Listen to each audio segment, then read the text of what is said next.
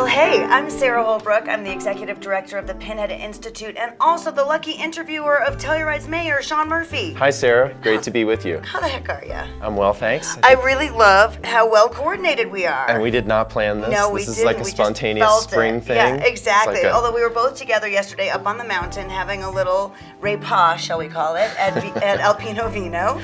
And Yes. you got a little color. I did. Yeah, No, it you was look a good good. time. Yeah, it was no, beautiful. Nothing It's wrong with so that. gorgeous up there. Well, if we don't have Yeah. fresh powder, we might as well be up there enjoying the sun. Yeah, so. exactly. And so many good people came by. It was so much fun. Yeah, it was like Yeah. a locals, hangout. Yeah, exactly. A big gathering. So much fun. So what's going on? When was the last town council meeting? Because I'm not sure I've caught up with you for maybe a month, so it would have happened since It was then. but- actually just last week. Okay, good. This is a cycle where we're on a 2-week cycle at the moment. So we had a meeting last week and we have another one next week. Oh my goodness. So So- what are the headlines from this last one, and what are you looking forward to for the next one? I would say the headlines were housing and weed. Which is basically, what else is there to And tell two you, right, forms Sean? of weed, yeah. Not two strains, but two different Okay. contexts. Yeah. Well, we'll start with the housing. Okay, sure. We've been working for at least 6 months now on revising the Telluride Housing Authority guidelines. So if you own or rent a deed-restricted property within the town of Telluride, these are the guidelines that Deed cover restricting, yeah. So can you qualification, resell it? Who whether gets you to can stay rent, there? Can you work outside of town? All that stuff. Sure. Anything You new, got it. or is it still in the works? No, it's basically still in the works, but we're really at the final. We're on the final lap. We hope. So we had a should work people- session yeah, for an hour last week. Okay, good. And people will have another opportunity next Tuesday, April 3rd. Tuesday, April 3rd, In if you the care, show afternoon. up and voice your concerns or your interest in helping shape the new policy for deed restricted Exactly. housing. And just to be clear, this is something we do every 2 years. Yeah. We revisit the guidelines based on practical experience. So when the Telluride Housing Authority Subcommittee considers applications for exceptions to the rules, or if there are issues that come up where we see a pattern, then we Then need you to address react it. and we need Yeah. to adjust the guidelines. Exactly. So that's really what we're doing. Some of the Okay. things, the headlines really from these particular guidelines is that we're trying to put in place a policy that's not as restrictive when it comes to presence required. What does Right, that so mean? like, can you work in your house, Do you have a but on 21st on century job, or do business? you Yeah, have exactly. an 18th century job where Working you're a with bank teller? cuneiform No and offense to my friends that and are a bank chisel. tellers. Yeah, exactly.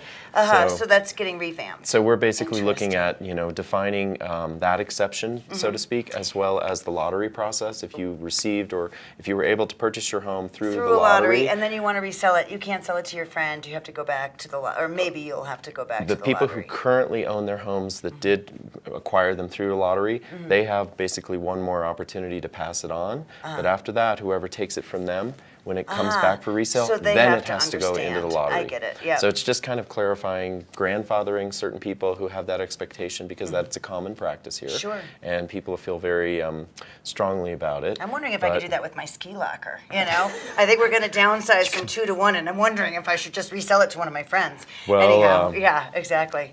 I'm sure I could find an answer to that It's a question, free but market not at the ski town locker, so council. that's not our business, Exact- so you not can your do what you business, want. Sean. Hands off my ski locker. Okay, got it. The other housing issue that came up is that, as you might recall, we've recently addressed certain amendments to our payment in lieu fee. That is, if you're going to do new construction of residential, Yes, and you're bumping that up a little bit so that more Correct. goes to the community and the kind of fund for subsidized housing, correct? Yes, Yeah. and so aside from the bump up, which occurred 2 meetings ago on third reading at that point, we're now grappling with what should the quote-unquote exception for locals look like. We had a number of people who came to those prior meetings and said, Nice. hey, I want to build a house in Butcher Creek, but if my fees are going to go up by 40 grand, I can't afford it. that's going to stop me in my tracks. Right. So we are in the process of conferring as a council as to what the exception should look like. There was a suggestion from the Planning and Zoning Commission that came up to us at the last meeting that we do basically that the town make a loan to the person in the amount of the fee, and it would accrue interest and it would be due when the person sold the house. That wasn't really my preference. My That's preference is it complicated. needs to be an exemption, not a deferral. Right. And so the tension there is, I want the local, and I think at least 2 or 3 other council people agree with me, I want the local people to be exempted from that fee and for it to become due and payable when a non-local eventually buys that home. But for a okay. local who's looking to construct or add on to a home, Right. I would like that if they meet certain employment criteria for a certain number of years, 1,400 hours working in the community over the prior year, at least the prior year plus the 4 successive years, then we give them a break and we got it. exempt that. So you'll see next Tuesday, the April 3rd meeting, we'll take this up in the afternoon, and my assumption assumption is we'll come to a consensus about the proper Some mechanism. kind of exemption, but perhaps. the but last we'll meeting, see. we all kind of, it percolated up. We were operating on what the Planning and Zoning Commission had recommended, and several of us thought, Was it whack-a-mole? wanna Was it like be- this one pops up and then you're like, let me deal with that. Oh, wait a second, that brings up that problem, so now I'm going to whack that one. well, and basically it's like, should it be That's your what liability always or not? town council is probably like, whacking the moles. It depends. In a but- very happy, fuzzy, cute kind of a way. So that's the Yeah. housing, that's the other component of the housing thing. And again, it. both of those items, both the guidelines as well as the payment in lieu methodology or the exemption that we create will be on our schedule for April 3rd. Got it. So if you're interested in that, please turn out or let us Yeah. know via email or on the street. Sure, and what's the email, just in case people are watching now? and My wanna email is you? smurphy, smurphy, at telluride-co.gov. And so Awesome. you can take any other counselor's name and take his or her first initial, last name, and it's the same. Got it. Okay, So- yeah, so let us know. Let them know, not us. Them. That's good. The Got it. other Yeah, headline, weed. quote unquote, was two kinds of weed. The first kind, the noxious kind, which is not the kind you and I might partake in occasionally. The noxious kind is what happens on the Super valley sprinkler. floor. Oh, so yeah. we entered into an intergovernmental agreement with San Miguel County, as we generally do, to cost share for weed control coming up in the spring. Because I see some people out there sometimes with weed whackers. I'm like, what are y'all doing out here? This is some crazy stuff going on. So Well, that there must are be what they're doing, weed multiple, mitigation. whether we pull them or Yeah. whether we, Get nip it down 'em. before they flower and seed and all that stuff. Exactly. Wow. So, So- do you know the mechanism by which they're going to be dealing with these noxious weeds? Will it be a weed whacker? Will it be a pulling? I hope it won't be chemical. It's not chemical. There's actually some natural materials. Karen Guglielmone from the town. Karen you G. can find Karen G Yeah. on the website. Don't try to Karen spell her last name. is exactly. Yeah. It's a mouthful too. Yeah. But, she's fabulous. exactly. And she's a weed fighter. So Karen knows best. Yes, she does. So Karen she's would gonna be figure able to out how to give do it. the details, and Karen coordinates directly with the county on this. Nice. And so we once again approved a certain amount of money and help in that Yeah. regard. So that's Yeah. a good thing. Ah, Then so on to the exciting. other kind of weed. Yeah. We have been in a process for the last maybe 2 months of considering whether or not our current municipal ordinance and our current land use code Right. that governs the sale It's the closing and retail, hours, right? Is that yes, what the that issue is one of is? the major Yeah. things. Okay, got and so it. we had previously, previous town council, I think it was 2014, Mm-hmm. had decided that retail marijuana shops and I believe also medical marijuana shops could not be open past 7 p.m. Okay, but So whereas state you can go to law- a liquor Exactly. liquor store and buy alcohol until And that's they really wanna the, not the, the close. perfect Yeah. analogy, because just like we regulate marijuana very similarly to the way we regulate alcohol, we were regulating closing hours a lot differently. Right. So several of us, I think all of us, felt that's really not terribly Appropriate for this- Let's this community. let the market decide. And even though under state law a pot shop could stay open till midnight, very few would, except maybe in Denver. Right. But for our community and for the other communities that have looked at this, we've been more restrictive. And our goal right now is to basically just, be hands off with that policy and see what happens. We can always revisit it at any time if we're Yeah. finding that things are getting out of hand or Crazy going in the nuts. alleys. Yeah, exactly. But the thought was a lot of people who are here as visitors, they're out to dinner, they come out of And the then they restaurants at want to 9, buy something, and then yeah, they have no as opportunity. you would with a liquor store. Now, has that passed already? Have they changed that, or is it Actually, just- that's a two-step process. Okay. Step one was last week's meeting. So we approved a change to our municipal ordinance as well as our change to our land use code regarding those things, including opening and closing hours, things including prior bad acts, if you've had certain convictions or certain other infractions, whether or not you're allowed to work in one of those establishments. We, again, conformed to the state law. We were more restrictive, and you're we less decided, you know restrictive. what, we need to just follow what the state is doing. Yeah. So there you So- have it. The other interesting thing, when this really wasn't on our agenda, but it came up at public comment last week, and that was a member of the Telluride region came to us and showed us an article that he had seen recently that said that there was a certain Front Range community, I think it was Pueblo, where they were allocating, and they had a dedicated excise tax that funded scholarships for every student at certain school systems. Wow. So he asked us to consider that. So that's something that actually would be very helpful if people would think about that and then give us feedback. Because what we're doing right now is not a taxing or imposing an excise tax, but rather just some of the general regulations surrounding this. But if there is a will and desire for that sort of excise tax this is something we should certainly talk about. Not Yeah, in and- off-season, but starting in June, hopefully. To talk And about it. And then would it go on our ballot? I mean, would it be a ballot measure, or would it just be something that the town council could vote in, and then If it people who have is to pay a if few it pennies is a tax, more we would have to product? put it on a ballot. Yeah. Okay. So that would And be an up to the excise community. tax is a tax. So but we need guidance and direction. Yeah. And one of the things that a lot of people believe is that, okay, part of the state sales tax component goes to schools. Right. Well, it doesn't necessarily come back. There are a limited number of communities in Colorado that actually have retail marijuana sales, Yeah. we being one of them, but we're not in a large group. Yeah. All that money goes to the state, and then people somewhere in Denver decide who Where it gets any of goes. that Right, back. right. So we're not really seeing our proportional share of the state sales tax we remit coming back to our Right, school, it for goes to the example. state coffers, but So- it doesn't necessarily come back to the Telluride Right. School District, is what It's you're probably saying. going to the front range, like Right. Mm-hmm. 88% of all the other, state money seems to. Sure. So what people should consider is it appropriate for us to be imposing a local excise tax that benefits a local cause? Mm-hmm. It wouldn't necessarily be limited to schools. It could be behavioral health. Paul Reich, for example, has been very vocal and outspoken about the fact that the town's portion of the town's sales tax on marijuana should be collected and remitted to a cause. Right. We have never done that. The town council apparently back in 2014 decided that they wanted those monies simply in the general fund. Right. And so now the general fund funds things like CASE, which Right, then pushes which- out yeah. 6% of our overall budget to local community organizations. Right. So you could say that there is an indirect, Yeah, connection funneling, between those things and that revenue. That revenue is about $250,000 in a given year. Wow. And so, but our CASE contributions are a lot more than that. So people need to think about it. Yeah, But so that's good to know. that's the postscript on weed. But Yeah. we will again take up and presumably approve these adjustments to our Mm-hmm. This land use next code and our meeting, which is municipal next week ordinances. on So the next 3rd of Tuesday, April. the 3rd of April. Okay, got it. So, yeah. Excellent. Yeah. So what else is going on in the town of Telluride? Well, the other hot topic, I think, at last week's meeting was there was a discussion. Members of the cemetery board came to us, or a member of the cemetery board and a local surveyor, Dave Foley, came to town council to explain to us, look, there's somewhat of a disconnect here going on at the cemetery.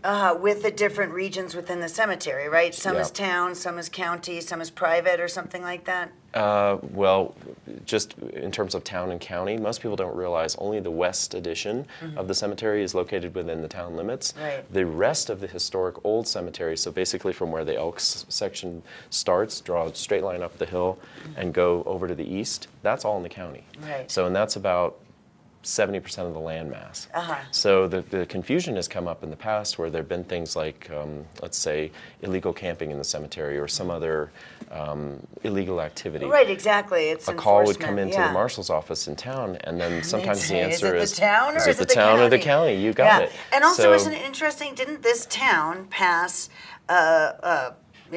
some kind of proposal on the last ballot, a ballot measure, supporting The cemetery care district. of the cemetery district? Yes. Now, that means that the people who only control the third that's to the west are supporting the entire 100% of it, No, right? no. Actually, the entire cemetery is within the boundary of the district. Uh-huh. So right now, you mentioned different ownership. Yeah. Right now, the west addition is owned by the cemetery district. So the portion of land within the town of Telluride is entirely owned by the cemetery district. Cemetery district also owns another large portion of the cemetery on the north side. Uh-huh. But then within the old historic cemetery, you've got a couple different other landowners. The town of Telluride owns 3 different parcels within that. The Odd Fellows, which is a benevolent organization that no longer has any activity here in town, they own another section, and the Elks Club owns another section.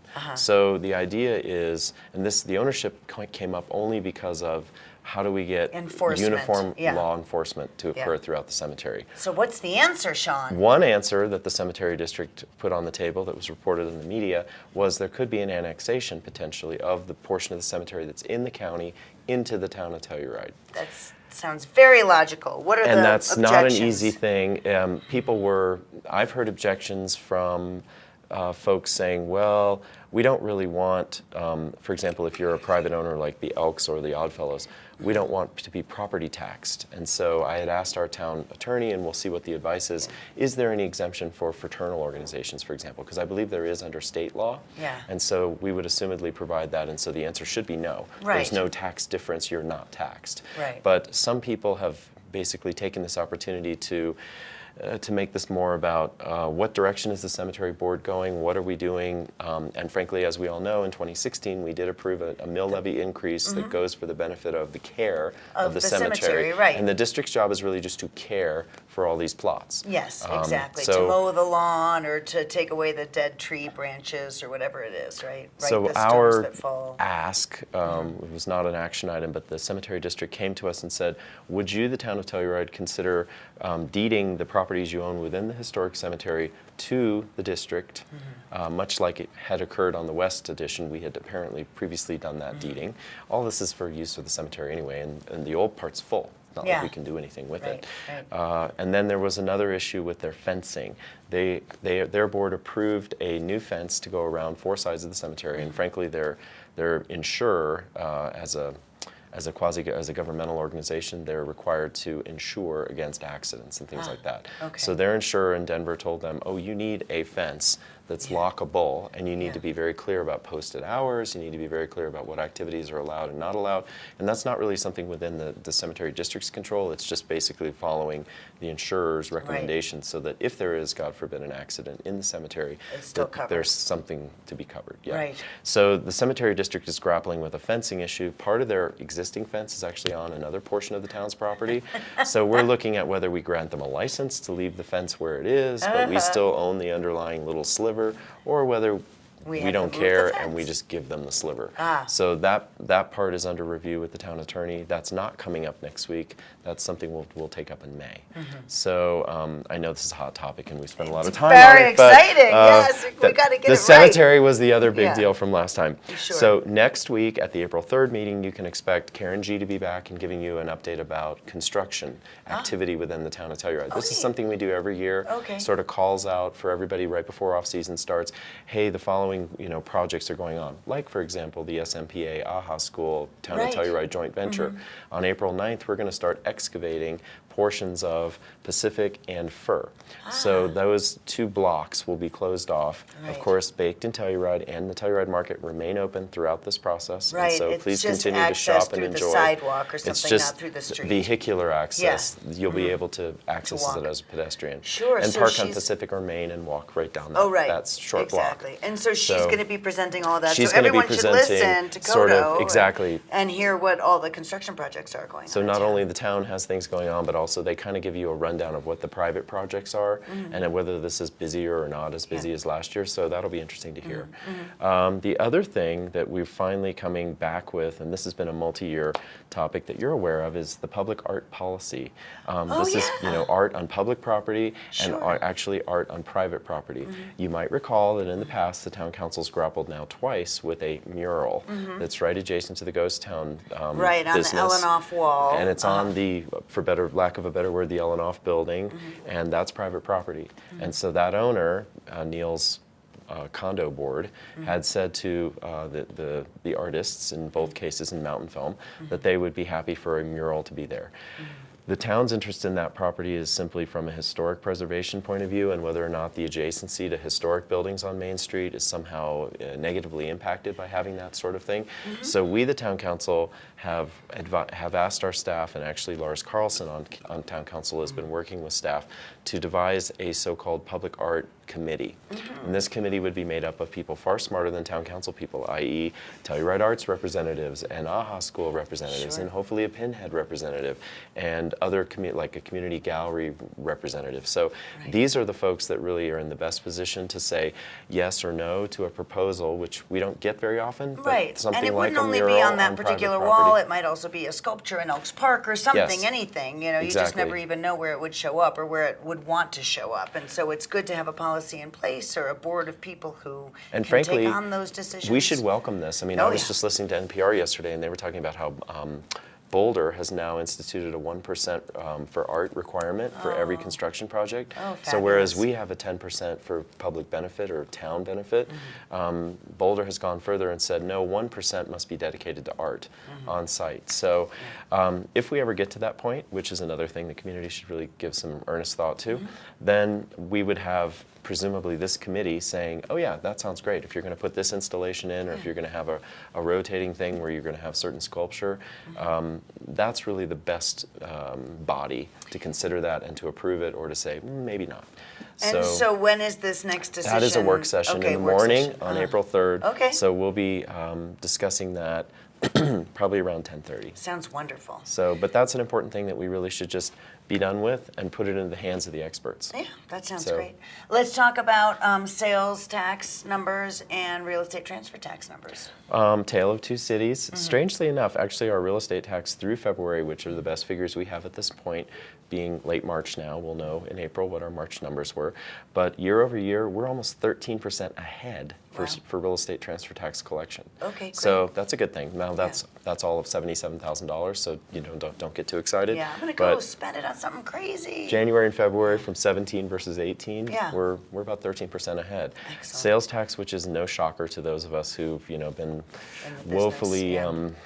fretting about the snow pack this year, we're 5% behind for from sales last tax year. from last year. Sure. So it's funny because I was actually speaking to Greg Clifton, our former town manager, last week when I was in Denver at a meeting. And he's at And Vail he's in now? Vail. Yes. He's the town manager of Vail, and he was telling me that basically their revenues last year, their winter was weaker than they expected, but their summer was stronger, so they ended up flat. Okay. So hopefully we'll kind of have the Yeah, same catch effect up this as year. well. Yeah. Our summer might be making up for a little bit of the shortfall. Okay. When you talk to other businesses like the ski resort, it seems like their business is down. Their skier days are down maybe 12 to 15%.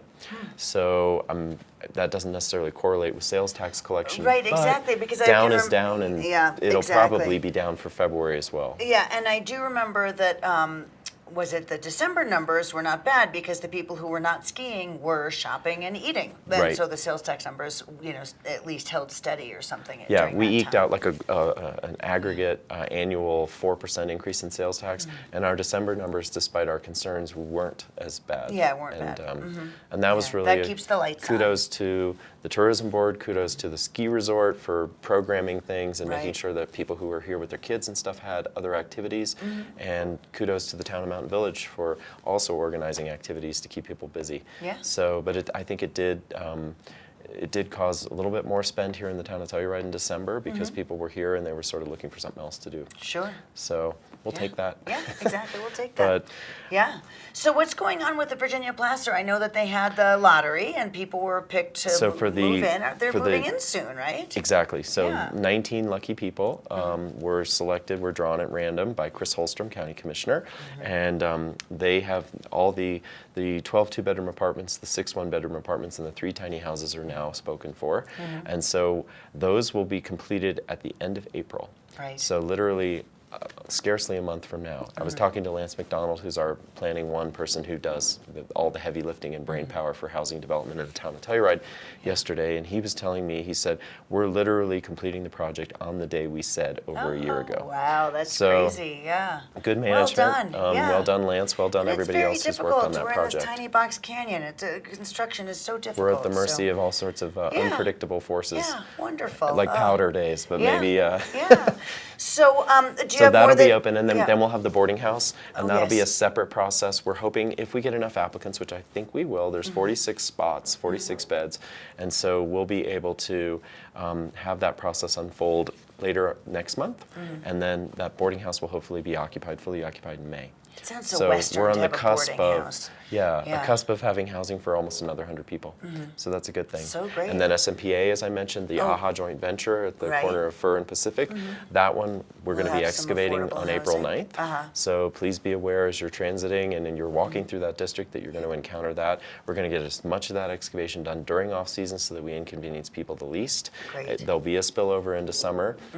We are mindful of impacts on merchants, and we've specifically been speaking in talks with Jerry Green of Baked in Telluride, Oh, as right. well as the owner of the Mountain Market, Right. to take measures sort of like we did when we were kind of tying up South Davis and poor wine mine was sort of cut off, yeah. and we put ads in the paper for their benefit. We put signage at Main Street saying that this Yeah, business is diversion still here, open, just yeah. detour to get to it. So the same will be true for Baked in Telluride and for the Mountain Market. Great. But the end result will be well worth it. Yeah. 70 parking spaces below ground, a 10,000 square foot art education center, and then 10 affordable housing units. Yeah, and do we So know, are they going to be for sale or for rent? those will be for sale. Ah, nice. So, Okay, and great. my anticipation is that that project will be done the fall of 2019. Yes, that's, I So- think, what people are expecting. That's great. And then we got final approval at Hark. Sorry, one more No, housing that's thing. fine, yeah. For the project on Lot B, the RV lot. Oh, yes. So the 16 townhomes that are proposed for there. Is that deed restricted? Those are deed Okay. restricted, all of them are, and those will be primarily 3-bedroom units.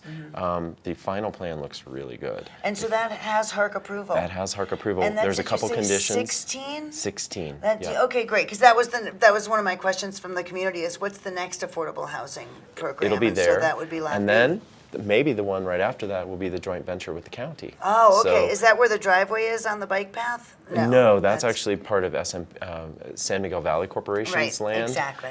It's further out. It's right next to Eider Creek. Yes. Just beyond Eider Creek, the county owns approximately a 4-acre parcel. And they came to us last year, and we agreed to do a joint venture where they would contribute the land to the project, we would build all the housing and absorb all the subsidy cost, and we would probably be able to produce another 20 units at that site. Wow, and So- again, rental or for purchase? It hasn't been determined yet. Communities should tell us, Let us know. what they want. Yeah. But that process, once we sort of get the Lot B project started, then it's time to design the next one. So Yeah. 4 housing projects going on in the That's a last lot, 2+ right? years Because is there were years huge. when there were none, so that's Right. amazing. Yeah. So your entire town council is completely cognizant and devoted to housing. Ah, So that's please great. make no mistake. Yeah. Nobody's on a different page. on Right, that one. everybody's on the same page. That's great. So yeah. that's good. So another question from the community: what's your idea for code enforcement? Are we gonna, have a thin blue line? Is it gonna be black? Is it gonna be white? Is it a revenue stream? What's your thinking about code enforcement? It's funny you should ask, because I was having dinner with the town manager last night, and this topic was prominently featured There we in go. the discussion. Maybe the town somebody manager, overheard your questions and No, I doubt it. came up with their own. Yeah. I think everybody's been reading the Sweet Rants thing about some of our code enforcement, and frankly, as we were sitting at Cosmo in the bar for happy hour, looked out the window, and there were all these bicycles with red tags on them. Oh my goodness. So it looks like we've been code enforcing over there for certain bikes that hadn't moved for a while. And just to be clear, you start with the facts, less than 2% of our town revenue comes from fines. That includes parking tickets. Okay. So, and last year, actually, the town manager, at the request of the town council, sent around a summary email summarizing the fact that last year, I think we issued about 4,500 summonses, and we issued 5,200 warnings. So people So should more understand warnings it than doesn't always summonses. result Yeah. in a summons Fine and or- yeah. or a fine, but there are more warnings. There are, 20% more warnings than what we issue as tickets. Now, there has been anecdotal evidence. Is summons a that- ticket?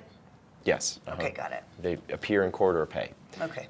And so we're aware of the perception, and there's certainly been a lot of media coverage about the fact that there's been rather zealous enforcement, especially on Main Street, of parking issues, or parking tickets, parking time. And the town manager is being sensitized to that Okay. by us. Okay.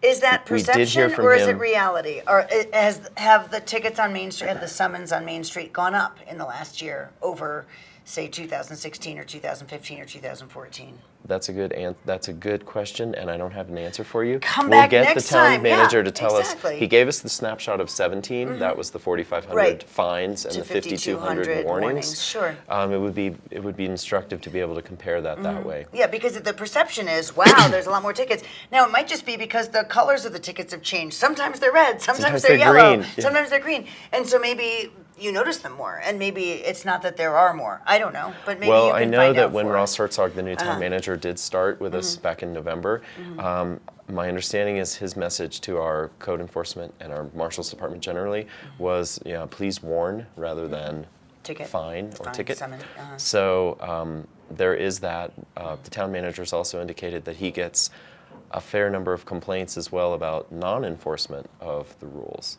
And so Yeah, it's a fine line. That thin But blue line. we are not, just to be clear, we're not trying to establish quotas for number of tickets written, and we're not trying to encourage the marshals to be more zealous. This seems to be a natural phenomenon, and we're monitoring it carefully, and Okay. we'll take action if needed. Okay.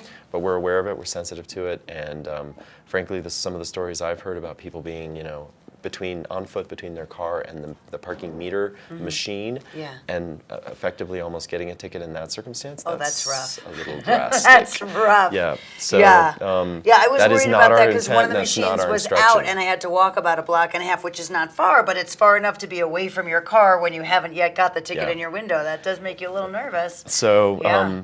thank you for bringing it up. It's definitely I thought it was a something good of question. concern, and we will we'll be studying that and coming back with some more feedback for you in a few weeks. Yeah, sure. Well, we'll talk next time about this.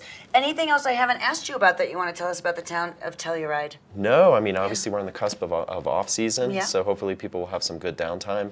A lot of families are obviously planning to go far and wide for 2 weeks right after We're the going to go to school closes. Yosemite and go climbing, and then we're going to go to Dallas for David's, the film festival there that David's the new artistic director of, the EarthX Film Festival. So very we're looking forward to that. Yeah. Excellent. Well, And they'll good. have a lot of cool STEM stuff while we're there, like the solar rollers, which is both a remote-controlled car and also solar-powered car vehicle competition will be taking place at EarthX. So I'm very excited to see Cool. that. Is that a Since Pinhead I thing think as well? I said the executive director of the Pinhead Institute.